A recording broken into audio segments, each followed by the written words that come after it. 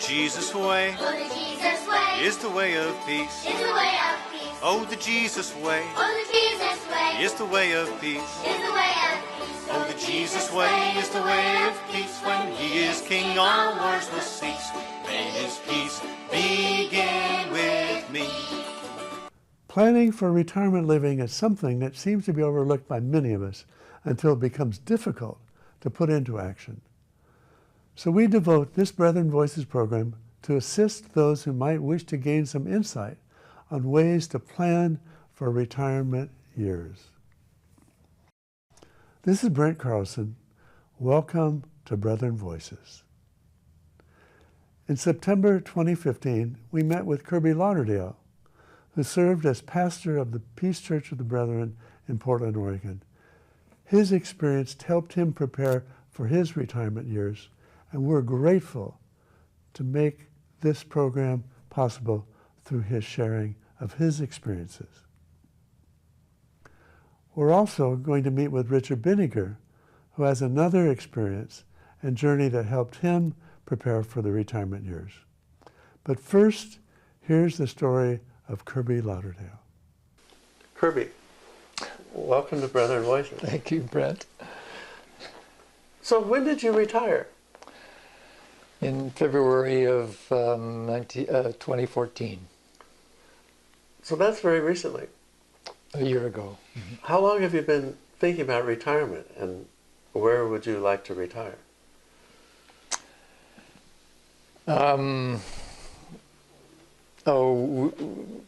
Seriously thinking about it, probably for the last 10 years.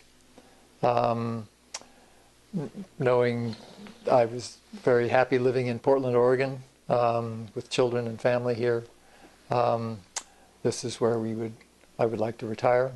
And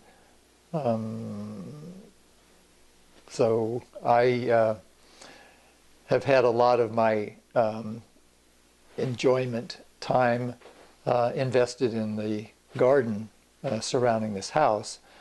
So I enjoyed the activity and the free time to spend all the time I wanted tending the garden. So I wasn't in any urgency. Talking about retirement or thinking in details wasn't that urgent. You live in a lovely home. It's a large home, about 2,700 square feet and 4 bedrooms, 3 baths, as I recall. And you've lived here quite a while. Yes. Well, when I moved into this house in the late 90s, I was completing my work as a gardener, commercial landscaping, not commercial, residential landscaping, but basically gardening for people's yards. And I realized I couldn't do that indefinitely, but one of the things that occurred to me that would be a pleasant retirement activity for me would be creating this house as a bed and breakfast, 2 bedrooms, and tending a Japanese-style garden around the house. The garden would be appealing to guests, and it would be an activity that I imagined enjoying very much. That's the reason I began to design the garden as I did and to remodel the house. As that process was ending, Peace Church of the Brethren here in Portland asked if I would be interested in being part-time pastor. That trumped the bed and breakfast for me. So the home actually never ended up as a bed and breakfast? That's correct. It was very compelling for me to be able to re-enter the pastorate and to pastor the church of which I had been a part of for a number of years. So that changed my sense of the use of the house and how I would retire here. The other important thing about retirement is that as a pastor, I had had the experience, the blessing of an experience with many people making their decisions about retirement and retirement living. As a pastor, Kerby Lauderdale had much experience with members of his own congregation who were getting older and in need of retirement assistance. Kerby shared with us about his experiences. It began when I met Linda, before we were married. She had spent her high school years with her parents managing the Greenville, Ohio home. And so this was an introduction to the concept of retirement home living. And it seemed very reasonable and appealing. And that blossomed throughout my years as a pastor, with experiencing with many other people their decisions to move into a retirement facility while they were still active, so that they were in the place where they could receive care as that became necessary in the process of aging. I imagine you've experienced people who have waited too long to make a good decision, and people who have thought about it and made a plan early on about their retirement living. Yes, I've seen all of those circumstances develop. It seemed to me that the happiest outcome in coping with aging is those people who decided to move from their home or move into a retirement home facility while they had the choice, while they were able to make the choice, and while they were still active in a healthy way to participate in the move and moving into a place of their choice. Kerby had some guidelines for the years that people needed to actively work at retirement planning. That it was my recommendation that every one of the congregation get a calendar some years in advance and circle the decade when they were going to be in their 70s and the following decade in their 80s, so that they knew those years in their mind and realized that some health event was likely to occur during that time, so that they might begin to think where they wanted to be, what circumstance did they want for their living situation. And for myself, those decades of the 2020s, well, the teens, because I'm 20 teens, I'm in my 70s, and 2020s, I'll be in my 80s. I know something Will happen. The aging process. So that it's really, if I want to have some say in where I want to be living and how I want to be living and who do I want to be living with, I need to have that in mind now. I have seen the tragedy of people who had the fantasy of living in their own home and dying in their own bed evaporate when something happened and they were moved or had to move and had no choice about it, Right. because it was just not possible to be taken care of in their home. So I think what you're saying is very significant, and most people really don't want to think that way. They want to have this fantasy that they're going to basically live healthily, and one day they'll not wake up in their own home or their own bed. But for most people, that just doesn't happen. Life is continually surprising, and we cannot predict our health, our future health, or accidents. I have stairways. This is a 3-story house, including the basement, and I have any number of times caught my heel on the step as I'm going down the stairs, and usually had hold of the railing. But I realize that could happen sometime when I'm not thinking about it. And if I lived here long enough, it would happen. Maybe not those stairs, it might be outside. But some kind of stumbling is a function of aging process, because we get weaker no matter how much we exercise, and you have less strength and less sense of balance. These things are just predictable.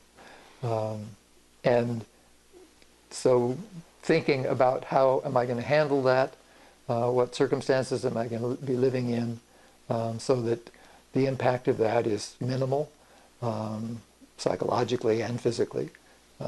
Those are reasonable things to consider.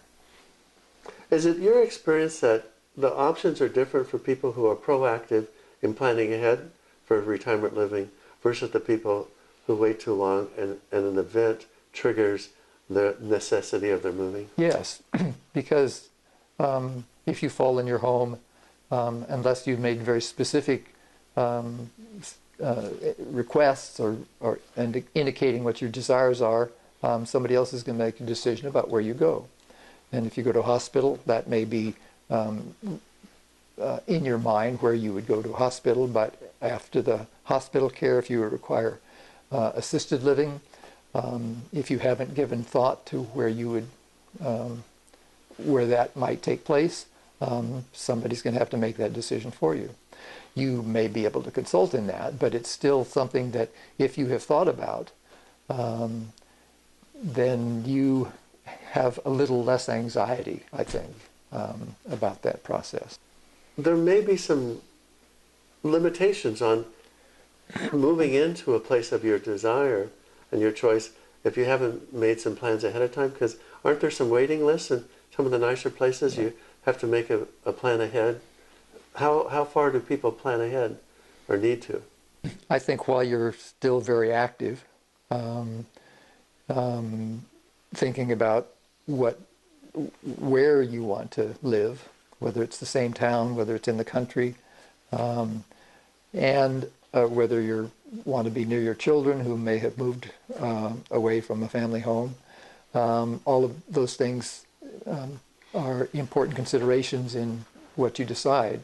But in the Church of the Brethren, they have participated across the nation in establishing retirement homes with three-level care, most of them. That is independent living, assisted living, and nursing care, pretty much within the same facility. Why you say three-level care? Why is three-level care important?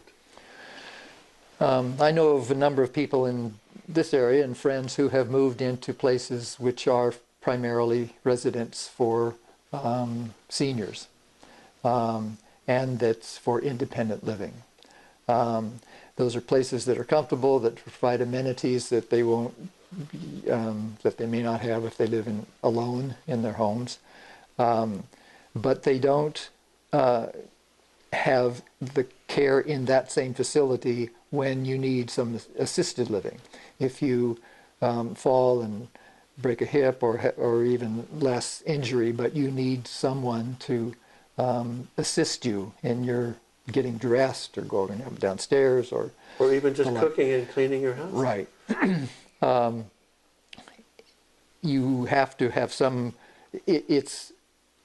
There's less anxiety associated with those events if you have thought out how you will manage that change in your life, so that I would hire a in-home person, and I know several who could do that. If you make that kind of choice, that's a smart thing to do for a person who wants to stay in their home.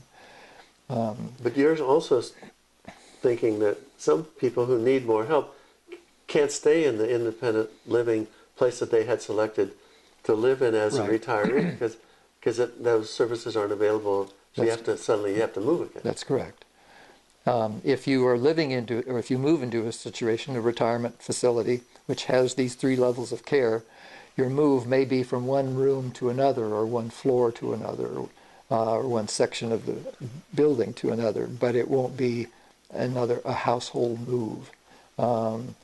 And not having the anxiety of that, particularly if you don't have family or friends who are ready to help you make those moves, that makes those difficult times easier to manage less anxiety and can perhaps shorten the healing time. We met with Kerby after he moved into a retirement facility in Portland, Oregon, and he shared his thoughts about the move to his new home. You've been here about 2 weeks? Having completed the move in 2 weeks, yes. What are you enjoying and what are you surprised about in living here? I suppose at the top of the list is this incredible view. When you live in Oregon or the Northwest, you're not restricted in many of this area without seeing views of incredible mountain peaks. My view faces east, and that's toward Mount Hood, with incredible number of trees Portland has encouraged, and lots of sky. So it's an incredible view of the creation. It couldn't be more pleasing to me. Not only is the exterior wall all glass, but there's a balcony that runs the length of the apartments to put plants on and to sit and visit or to eat. So you can be outside in this same space. So that's the thing that nurtures me the most. But equally is the community of adults that live here, incredibly friendly, purposely arranging times to be together, invitations to sit with various people for meals, and all manner of activities to share our talents, our intellects, and to just be friendly and supportive and pleasant with one another. We also met with Richard Bittinger, another member of Peace Church of the Brethren, who has a different story and a different path to retirement planning. His life journey began when he was born in Nigeria, Africa, and included being a professor at Manchester College in Indiana. But he is now living in a retirement facility near Portland, Oregon. We asked him to share what led him to the retirement facility where he currently resides. Health concerns. We were no longer able to sustain the kind of life we needed in an independent house. We needed to move to something simpler. The house, classic situation. You're getting old, the house is too big to maintain, and the kind of things that are going on in your life just change your priorities. That's right. You had some question about why we wanted to interview you.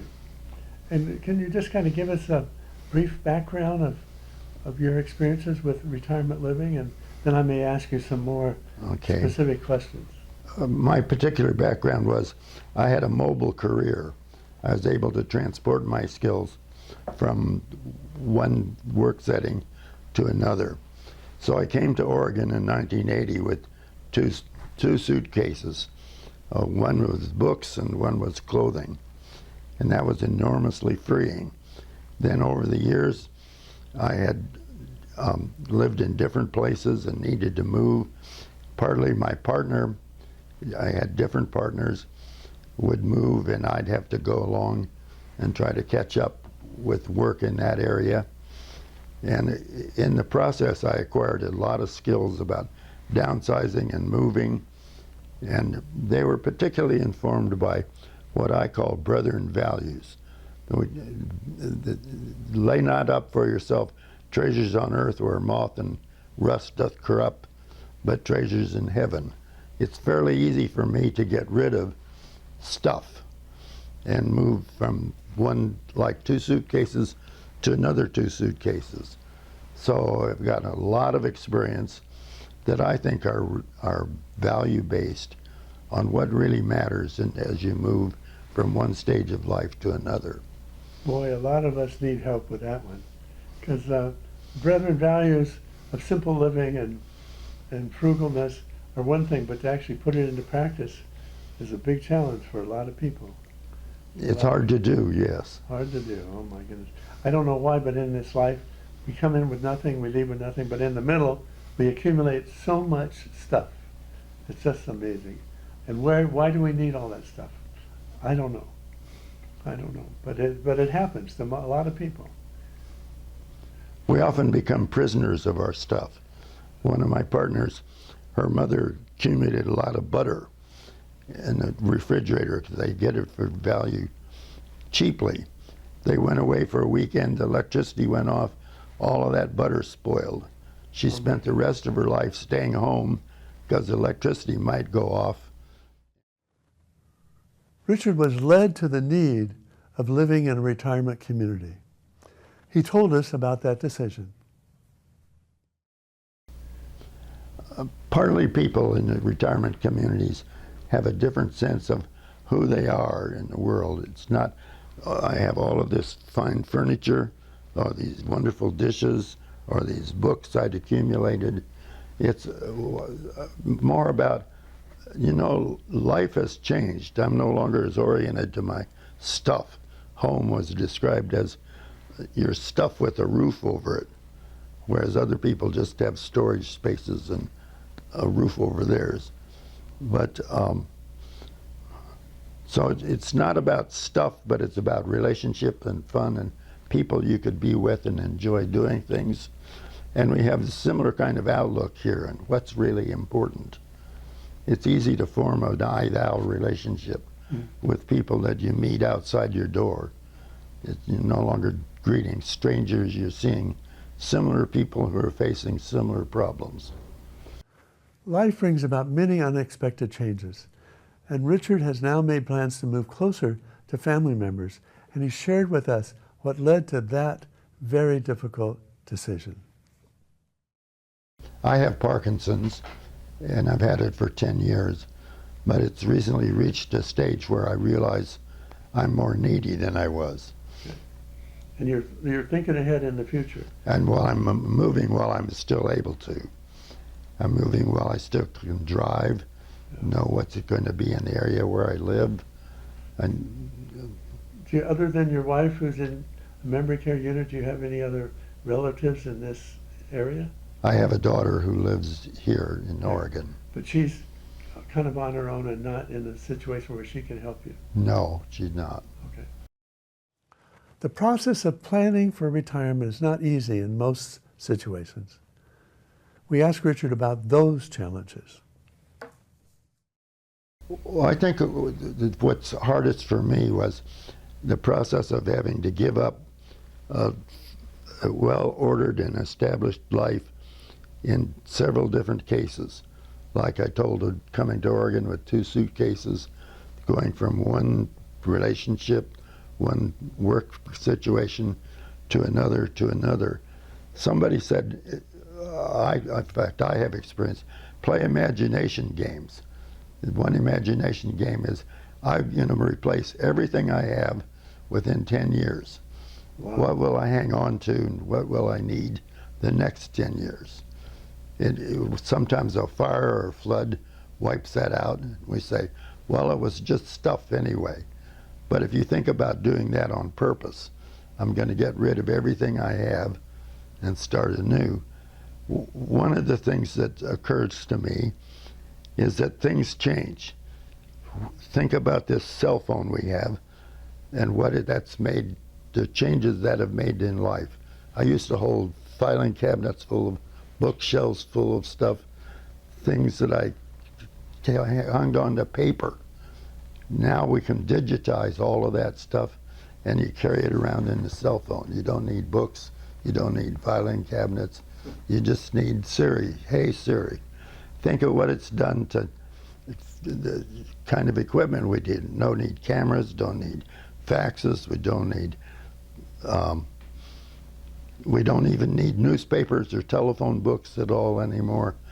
Not only do things change, I don't need the things I had 10 years ago, I changed. I don't want to mess with all that stuff anymore. And I'm tired of it and I don't want to spend my time carting furniture around or dishes around. Do you think you have more joy in your life without all Oh, this stuff? definitely. It frees you up to say, goodbye, I'm leaving, and pick up a nice lifestyle over here as well. Richard told me that he and his wife wanted to stay in their home as long as possible, and that's a very common desire.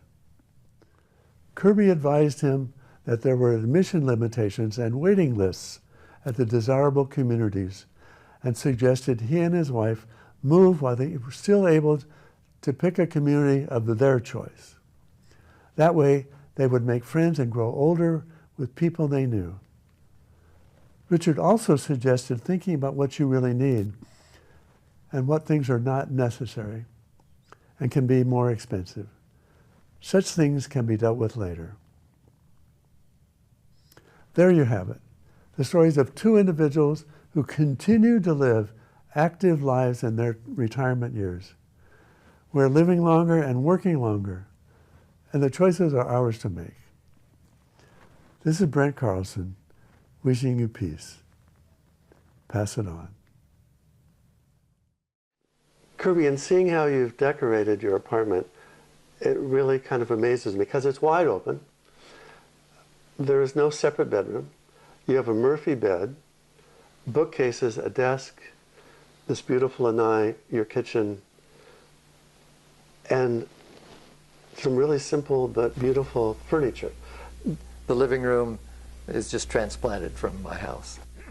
It was a perfect fit in terms of the rug face, the size of the rug fitting in this living room space here. It is still significantly painful to leave other parts of your life, independent in terms of your housing, and I had developed a Japanese garden around my house over the last 15 years that was deeply beautiful to me and to many others, and yet I knew all the years that I was doing that I would only be doing it for so many years.